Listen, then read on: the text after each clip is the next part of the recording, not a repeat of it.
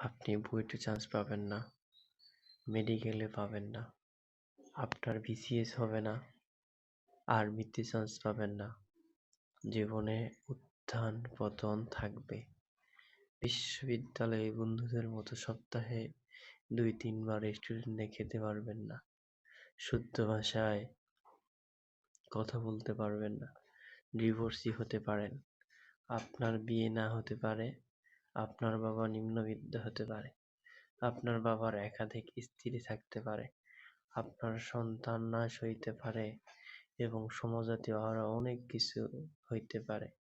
তুলনা করলে হয় কারো থেকে উপরে থাকবেন অথবা নিচে। এইগুলো স্বাভাবিকভাবে নিতে শিখেন। কাউকে এই জিনিসগুলোর জাস্টিফিকেশন, ব্যাখ্যা কোনোটাই বুঝাইতে যাবেন না এবং নিজেকে সবার থেকে নিচু মনে করবেন না। আপনি একান্ত আপনার ব্যক্তিগত।